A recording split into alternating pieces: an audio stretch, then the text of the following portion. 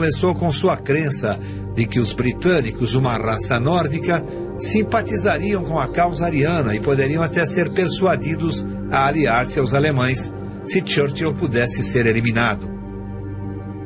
Um dos mentores de Hess, Karl Haushofer, reforçou essa ideia de contar a Hess o sonho que teve. No sonho, ele viu Hess caminhando através de um castelo escocês com tapeçarias penduradas nas paredes, trazendo a paz entre a Alemanha e a Grã-Bretanha. Em complemento da profecia, a astrologia também faria seu papel na decisão de Hess de realizar o voo. Rudolf Hess, juntamente com Himmler, era provavelmente o nazista, o líder nazista mais interessado em astrologia. Ele a aceitava totalmente. Astrólogo e amigo íntimo Ernst Schulz-Strauhaus elaborou um horóscopo para o vice-Führer que revelava um arranjo planetário auspicioso. Em 10 de maio de 1941, haveria um alinhamento astronômico particularmente poderoso. Havia basicamente 6 planetas em Touro e uma lua cheia exatamente do lado oposto do zodíaco em Escorpião. E de acordo com a tradição astrológica, quando se apresenta essa conjunção, ocorrem grandes mudanças nas relações globais. E, portanto, era razoável assumir que o dia 10 de maio de 1941 poderia ser o dia da virada da guerra. Sempre houve dúvidas se Hess teria voado para a Escócia, baseado em orientação astrológica.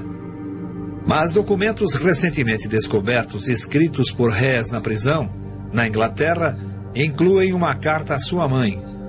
Nela, ele a pede que documente em cartório um registro do sonho de Karl Haushofer e o horóscopo elaborado por Schulz-Strauhaus.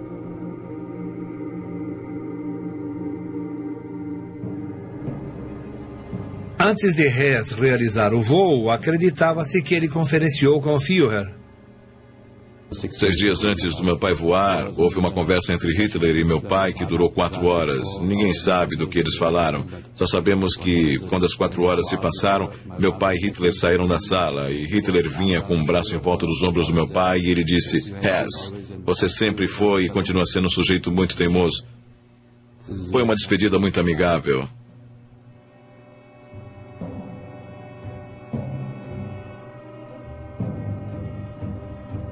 Quaisquer que tenham sido as palavras trocadas entre Hitler e Hess às 5h45 da tarde de 10 de maio de 1941, Hess subiu num caça Messerschmitt e rumou para a Escócia. Seu plano era encontrar-se com o Duque de Hamilton, um homem que conhecera através de Karl Haushofer. Hess pretendia usar o Duque para evitar Churchill e estabelecer a paz diretamente com o rei da Inglaterra. Tendo escrito antecipadamente várias cartas ao Duque, Hess esperava uma calorosa recepção.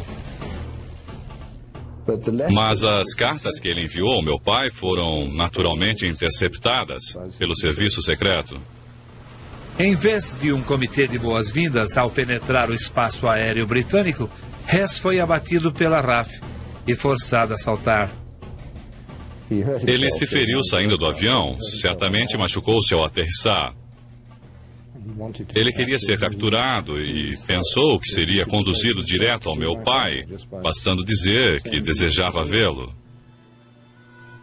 Hess foi descoberto por uma família escocesa mostrada aqui em sua fazenda onde o avião caiu. Hess dizia ter uma mensagem muito importante para o Duque de Hamilton. Mas a princípio eles se recusaram a acreditar que esse homem que caíra de paraquedas em sua propriedade era o vice-Führer do Terceiro Reich. Foi dito a meu pai que o piloto alemão havia aterrissado e que estava solicitando ver o Duque de Hamilton. Meu pai foi e viu o prisioneiro, que se apresentou como Hess. Foi muito engraçado porque meu pai foi ver Churchill. E quando foi conduzido ao grande homem, este estava preparado aquela noite para relaxar e assistir a um filme dos irmãos Marx. Churchill não conseguia acreditar naquilo. Acho que suas palavras foram: "Você está querendo me dizer que o vice-Führer está em nossas mãos?" E quando meu pai disse: "Creio que é esse o caso", Ele disse, bem, com Hess ou sem Hess, eu ainda assim vou assistir o filme dos irmãos Marx.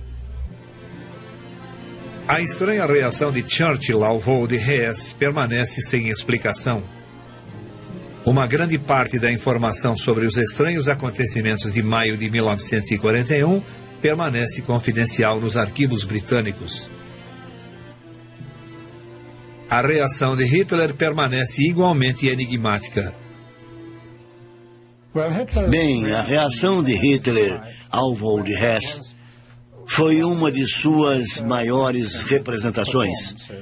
Ele encenou uma tremenda surpresa, choque, horror e tudo mais.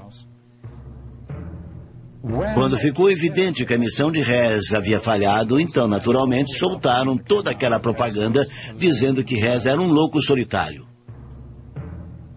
Fez tudo aquilo por conta própria e que tinha, sabe, alguns parafusos a menos. Hitler atribuiu aos astrólogos de Hess toda a culpa pelo episódio. Em decorrência, o ministro da propaganda nazista emitiu um decreto chamado Ato Hess, em que proibia a prática pública de quaisquer ciências ocultas, incluindo a astrologia. O resultado trouxe mais pressão às atividades dos astrólogos, que em última análise foram indicados no Ato Hess, um mês após o voo de Hess. Eles prenderam todos os astrólogos proeminentes que conheciam e os levaram para interrogatório. Os astrólogos presos sob o Ato Hess foram tratados de formas diferentes, dependendo da sua utilidade para o Reich.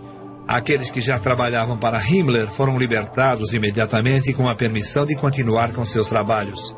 Durante esse período, Himmler entrou em contato com um dos maiores astrólogos da Alemanha, Wilhelm Wulff.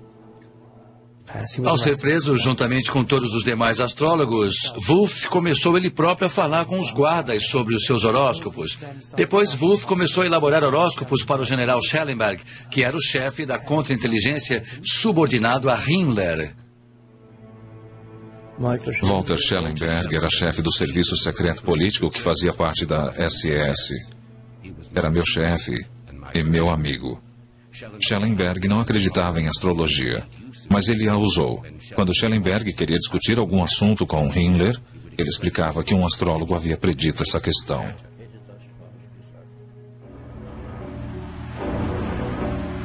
Em 1943, Wulff previu que Hitler sobreviveria a um grande perigo no dia 20 de junho de 1944, que ficaria doente em novembro de 1944 e que morreria misteriosamente antes de 7 de maio de 1945.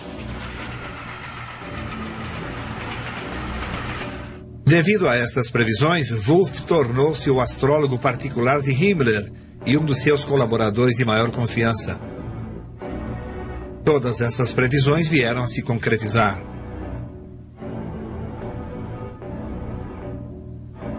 Durante um interrogatório pós-guerra feito pelos aliados, Schellenberg admitiu ter usado Wulff para se promover. Ele acreditava que a influência de Wulff tinha muito peso junto a Himmler.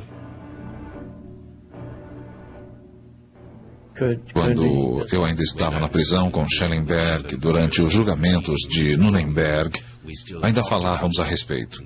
E Schellenberg tinha muito orgulho da sua influência sobre Himmler, através de Wulff. De acordo com o depoimento de Schellenberg, durante as últimas semanas da guerra, Himmler tornou-se obcecado com a previsão astrológica de um golpe, quando as estrelas sugeriram que poderia ser bem sucedido em depor o Führer. Era final de abril de 1945, quando as tropas soviéticas já estavam cercando Berlim e já haviam penetrado na periferia.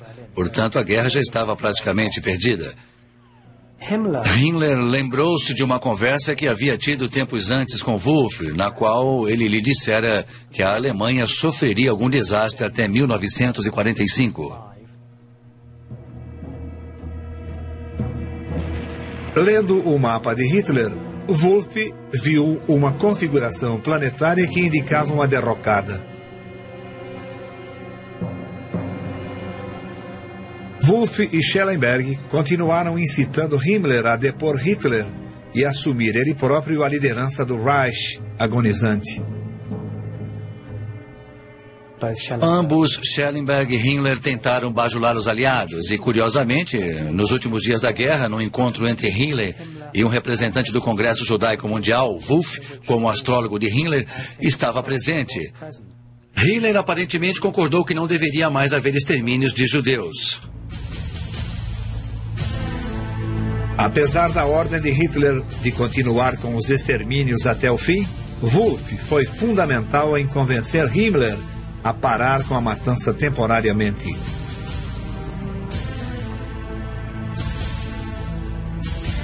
Após adotar essa medida, Himmler parecia estar pronto para desfechar seu golpe de Estado. Mas, por fim, seu receio e lealdade ao Führer o impediram de tomar o poder.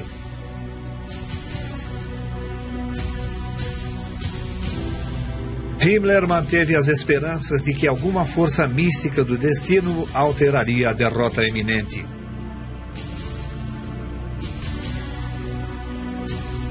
Himmler também mostrava muito interesse nas comparações históricas entre a situação de meados dos anos 40 e períodos históricos prévios. Ele lembrou-se da Grande Guerra anterior entre a Alemanha e Rússia, a Guerra dos 7 Anos, travada entre Frederico o Grande da Prússia e os russos. Dizia-se então que a sorte teria mudado de mãos quando a czarina russa Elizabeth morreu. Em abril de 1945, o presidente Roosevelt morreu. E Himmler interpretou isso como um sinal de que a história estava prestes a se repetir e a Alemanha iria se salvar.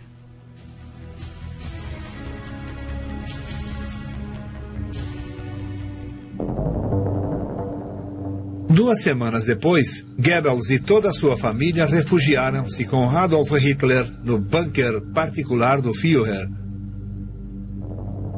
Em 30 de abril, Adolf Hitler e sua noiva Eva Braun suicidaram-se.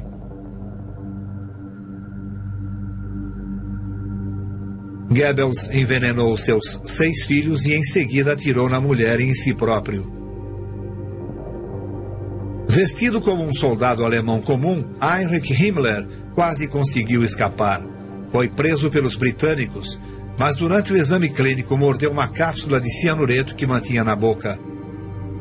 Às 23h04 do dia 23 de maio, o Reichsführer, que invocava forças ocultas para servir a glória ariana, estava morto.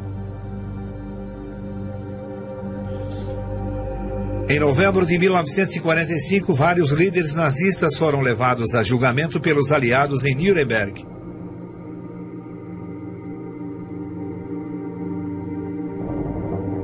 Rudolf Hess foi condenado à prisão perpétua. Morreu na prisão aos 93 anos de idade. O ocultista Alfred Rosenberg foi considerado culpado de crimes contra a humanidade e enforcado em outubro de 1946. O Terceiro Reich, que deveria ter a duração de 1000 anos, encerrou-se em apenas 12.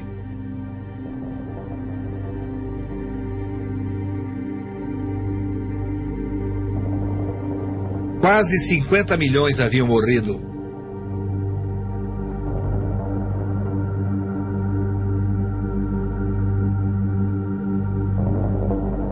Entre eles, por ironia, a primeira geração da chamada raça-mãe de Hitler, aqueles que deveriam ser os pais das gerações subsequentes de super-homens arianos. Através da história, a mitologia sempre teve uma poderosa influência sobre a mente humana. Todas as culturas foram movidas por mitos. Porém, na Alemanha nazista, a ligação entre objetivos políticos e mitologia corrompida levaram a uma crueldade sem paralelo na história.